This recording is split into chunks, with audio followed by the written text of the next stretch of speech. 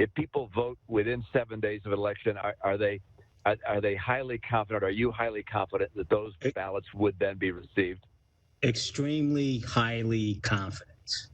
We will scour every plant the day, each night leading up to Election Day.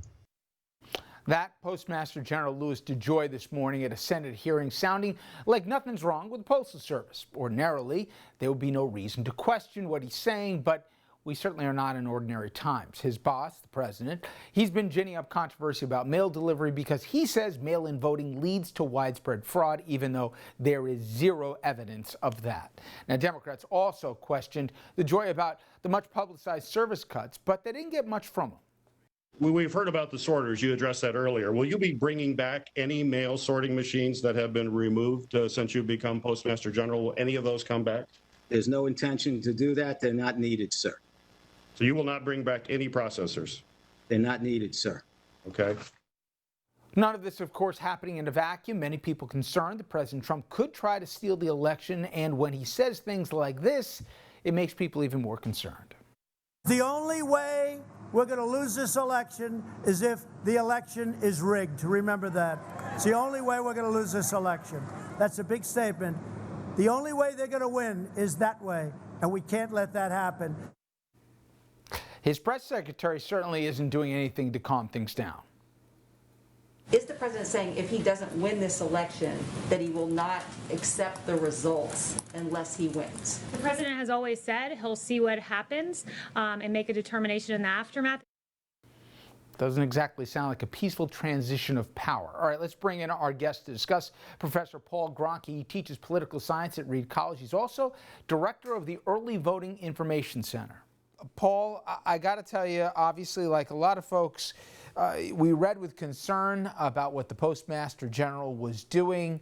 But the more I dug into this, and obviously I'm getting into your area of expertise, the more concerning and depressing things get. So I came across this group I know you know well, the Transition Integrity Project. And for folks who aren't familiar, they've been wargaming for a while what this fall might look like. And in short, it's not good. And I quote here directly from their report. We assess with a high degree of likelihood that November's elections will be marked by a chaotic legal and political landscape. President Trump, it went on to say, is likely to contest the result by both legal and extra-legal means. And that was before the fiasco of attempting to defund the post office. Give me your nightmare scenario that you don't think, you need a tinfoil hat to imagine, but it could very practically be our reality in November. Absolutely, Richard, and thanks for having me. The nightmare scenario that a lot of us have been waking up and getting worried about is that in a number of key battleground states who have experienced dramatic increases in the use of vote by mail, tenfold or larger increases, that it will be 8 p.m. on election night, and all of those by-mail ballots will not have been processed and have been tabulated yet. And so the results will be incomplete. And in fact, given some of the patterns that we've seen in the past, there's something called a blue shift, where individuals who cast their ballots late tend to lean Democratic. There's nothing conspiratorial about that. It's just the realities of our system. And so the totals may trend somewhat toward the Democrats in some of these key battleground states as those ballots are processed. And that's going to lead inevitably to charges of malfeasance, rigging, probably coming out of the White House and other Republican quarters. To that end, though, we know a few things that we can reassure people at home, and I think it's people like me, it's my job between now and the election day to reinforce a few truths. One is mail-in voting is secure, and it's not because you or I say so. There's ID numbers that are attached to every mail-in ballot, and we've been doing this for a long time. You want to go to a red state like Utah, that's basically how they do it, and they're not alone. So to be able to manipulate an election through mail-in voter fraud, the amount of alarm bells, correct me if I'm wrong, that would be going off in election, headquarters all over this country, you just can't do it, even if you tried. Absolutely. I recommend anyone go to the Heritage Foundation, one of the very conservative think tanks, but does good work. They've assembled a database of documented voting fraud cases. The reason I tell people to go to that database is when you try to search for documented cases of fraud associated with voting by mail or absentee balloting, there are very few. They're in small local races where you could potentially grab a batch of ballots and do something with it. And as you know, Richard, the prominent cases that have come up recently have been discovered. The vote by mail states have tracking technology. The idea that you could do this on a national scale or even a statewide scale, it's just not going to happen. But you are right. There is just no evidence of fraud.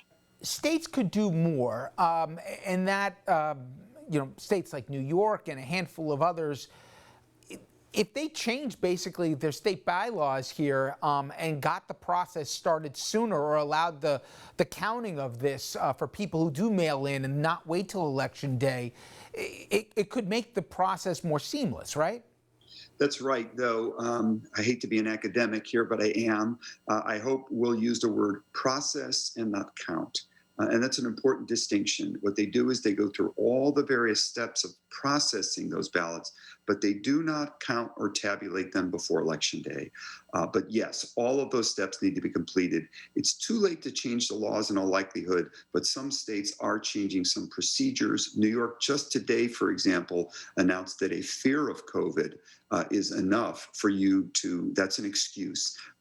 Richard, you can keep, the drumbeat on this one. I believe we're down to 7 or 6 states now who are still refusing, including Texas, that are refusing to allow fear of COVID as an excuse. We should get that number down to 0. And absolutely, states should provide everything they can to allow officials to begin the process of ballots early. And also just messaging, transparency, consistent information. Where can you drop those ballots? What are the deadlines? Let's make sure that no one is disenfranchised because they don't have a postage stamp or because the Postal Service was overwhelmed. That's just a terrible outcome. And listen carefully, folks, watching us in Texas right now to that point. I think, Paul, on a personal level, my mom's one of those people who, COVID is particular danger for, but there is not a force on this planet that would keep her from voting.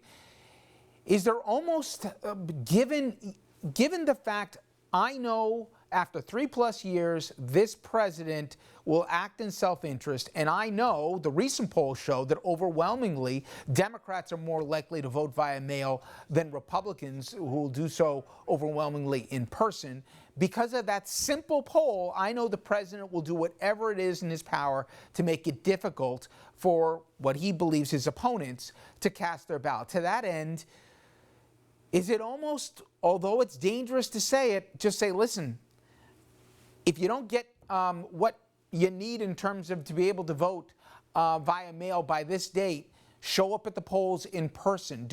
And I know how reckless that is with COVID and with populations that have particular and legitimate reasons to their health because of it, but do we almost have to have that Hobson's choice for a lot of people if we see our fears realized as we get closer to Election Day?